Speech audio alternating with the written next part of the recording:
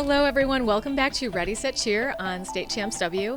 And we're thrilled to have BK here of Detroit Elite and Detroit Tumble. And BK, you have quite an extensive background, but I want you to just start all the way back at when you were an MHSAA football player and then just a little tidbits up till a little bit of my story.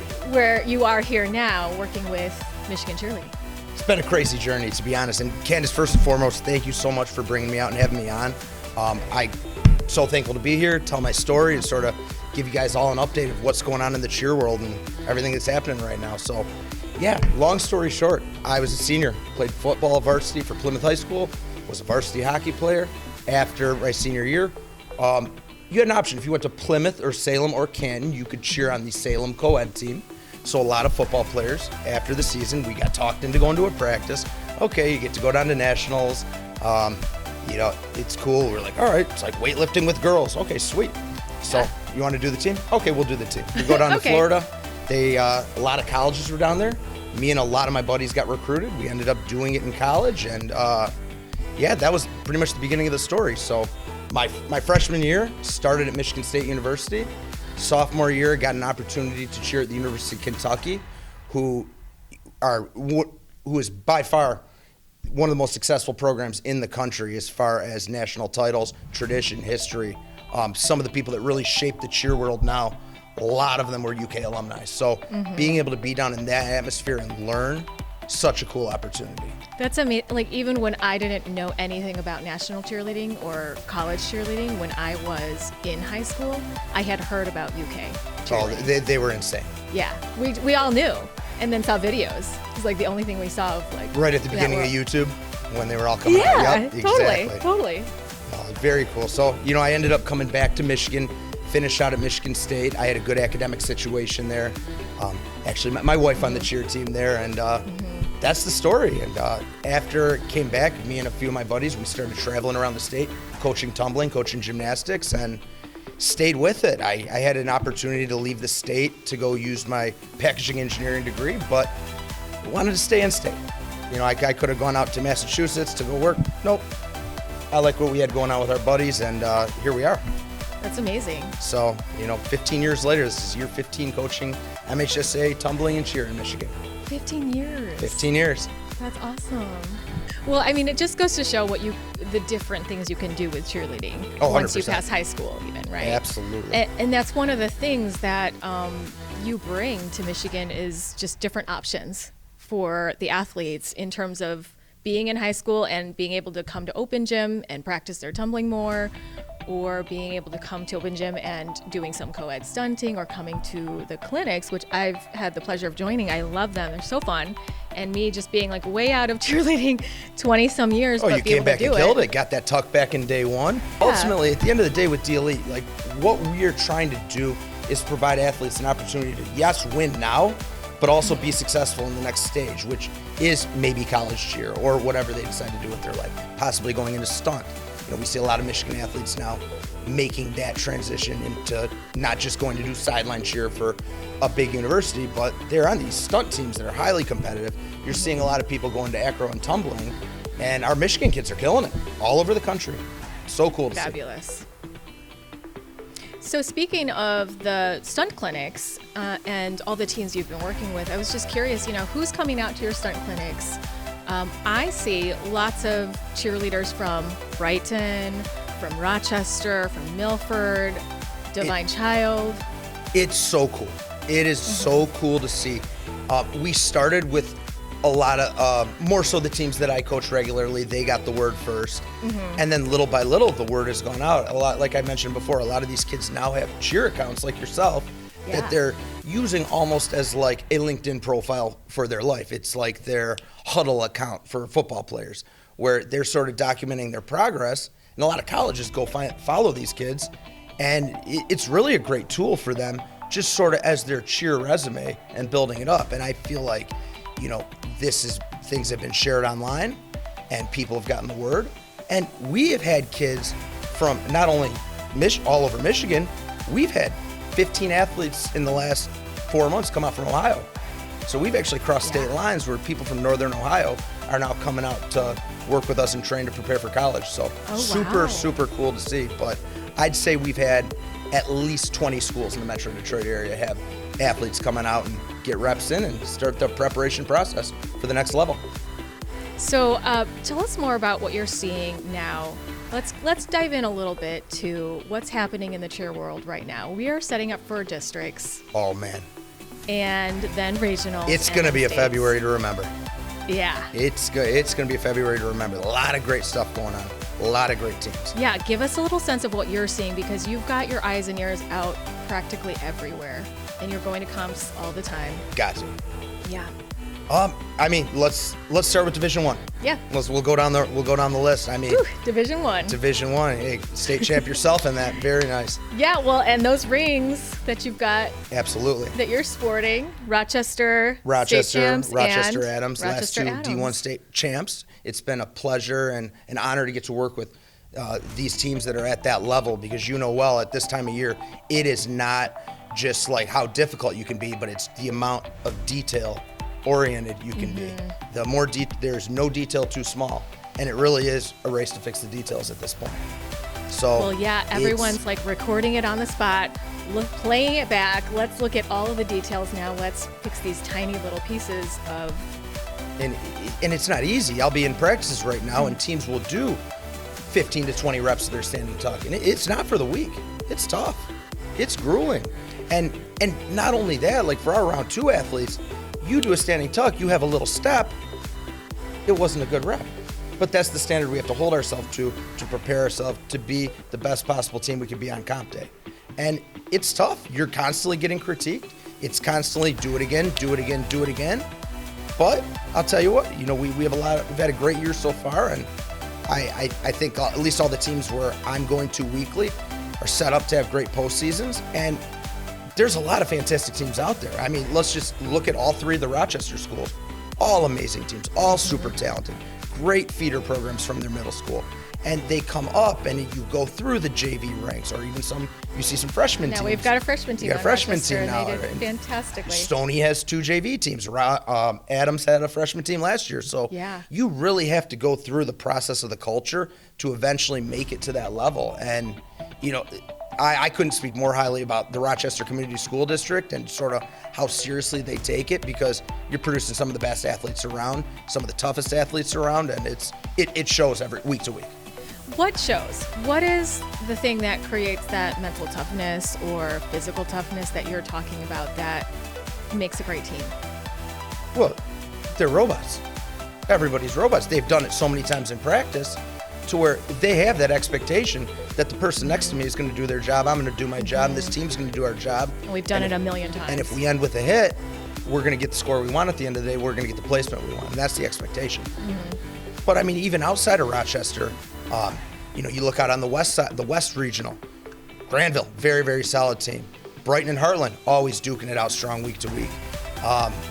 You have on the east side, the MAC division. So you have Dakota, you have LCN, who went to state finals last year. Eisenhower is incredibly talented, great stunning team. But you're seeing the talent rise all over the state. And I'll tell you what, regionals is gonna be crazy. But even I feel like this weekend with districts, we're gonna see some great showdowns and maybe some surprises. So I'm looking forward to it. Yeah, and you were mentioning in the Milford district. Talk to me about what you were just saying. That's going to be a bloodbath out there. So we have in the West Side district, you have Brighton, Heartland, Milford, who all went to state finals in Division I last year. You have South Lyon, very talented team, and you have South Lyon East, who moved up to Division I, and they went to state finals in Division II last year. So the fact that one of those 4 teams is not even going to make it to the second round, it's crazy. But people are working hard. People are understanding what it takes to be successful, and the talent showing week to week. What advice do you have for teams right now as they're heading into districts and into this final stretch? Worry about yourself. Don't worry about other people. You need to beat who you were yesterday. So today's team needs to be better than yesterday, and tomorrow's team has to be better than the current team is today. If you keep having that mindset of winning the day versus yourself, you're gonna have the best chance to be where you want to be. You have to trust your coaching. You have to trust that your choreography is setting you up for success. And it's just about correcting and fixing details at this point. That is like the tried and true thing. 100%. That's what I was taught by Susan Wood when I was cheering, and by the whole coaching staff at Rochester. Worry about yourself. Pay attention to yourself. 100%. Focus on yourself. Because there's a lot of noise out there, and especially with the way social media is now, it can be very easy to be caught up into the scores. There's a score system that's being posted week to week, and it's cool to see teams when they make it. So the scorers will post for total score, average score, and then round 1, round 2, round 3 scores as well. And it's cool to see teams sort of break into the leaderboard, and it is definitely a motivating factor for teams when they can sort of break through and then climb up the rankings. But at this time of year, you got to worry about the mission, you got to worry about the comp ahead of you, you got to worry about yourself. Who is an underdog that you're looking at and keeping your eyes on? So you obviously have your very strong programs in every division, but out on the east side, I wouldn't be surprised if a MAC team scoots through. I wouldn't be surprised if one of the two downriver teams, Wyandotte and Woodhaven, are very, very talented teams. Yes. They can stick a tuck like it's nobody's business. Very good teams, but I'll tell you what, the MAC is strong. This is my first year working out in the MAC, and I'm impressed. It's exciting. It's very, very competitive out there. When they have their league meets, it's very similar to the OAAs, where it's like you could have one little mess up and you could be third that day. And it's very Great cutthroat. race. So,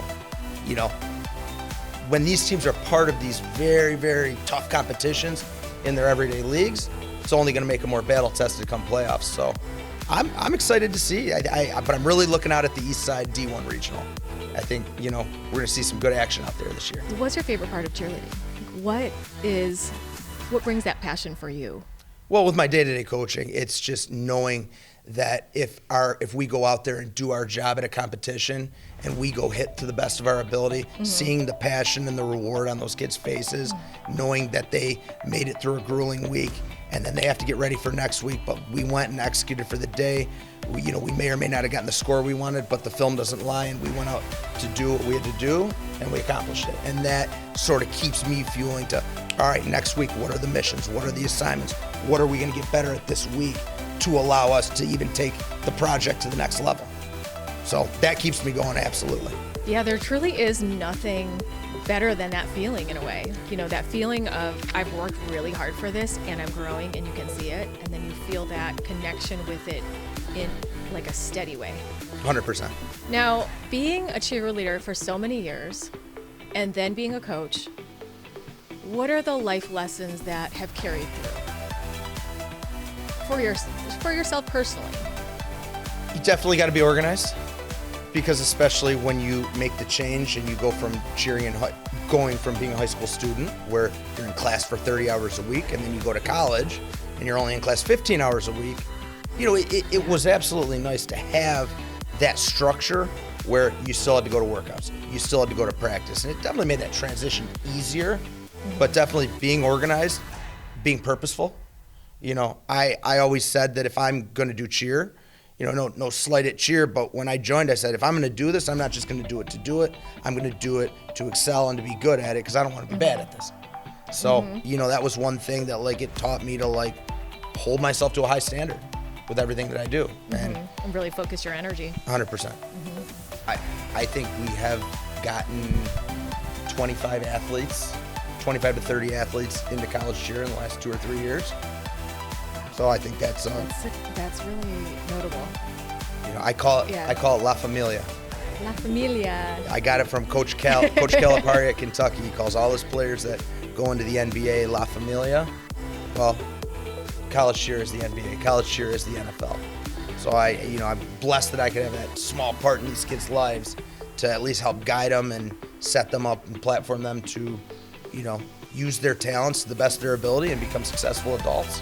Athletes right now at this point might not be thinking about what's next for them unless they're seniors, or maybe they are. Maybe they've had it in their minds that they want to cheer college level.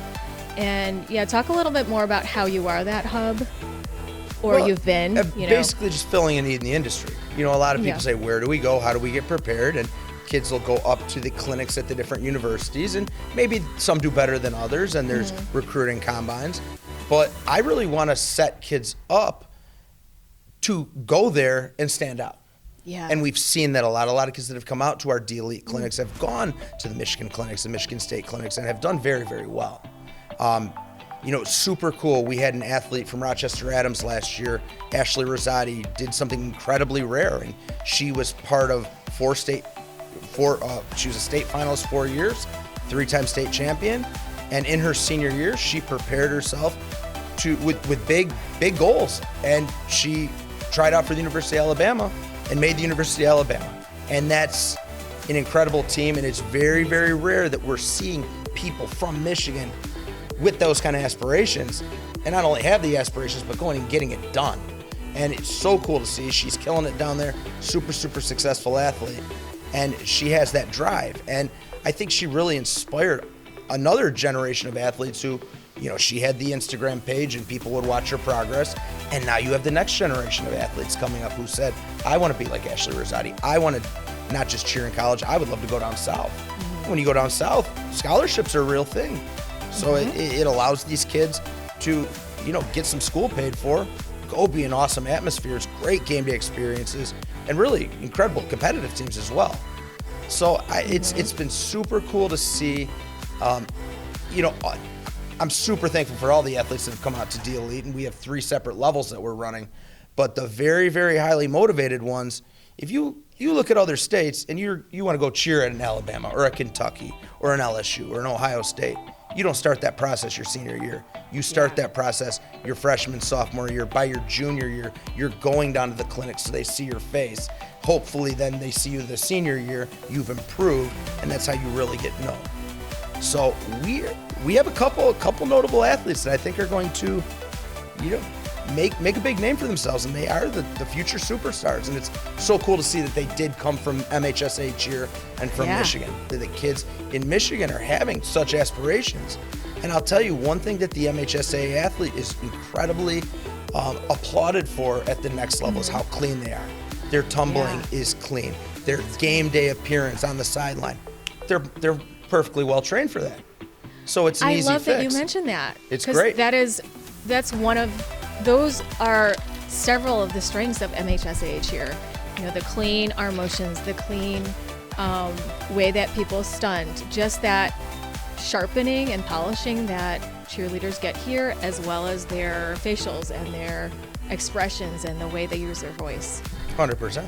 We had some athletes go down to the Moorhead clinic a couple of weeks ago. Moorhead, obviously, super talented team, like one of the best teams in the country. And the coach came up to him and said, "You guys tumble so clean. Your standing tucks are." And it's like, that's what we do up here.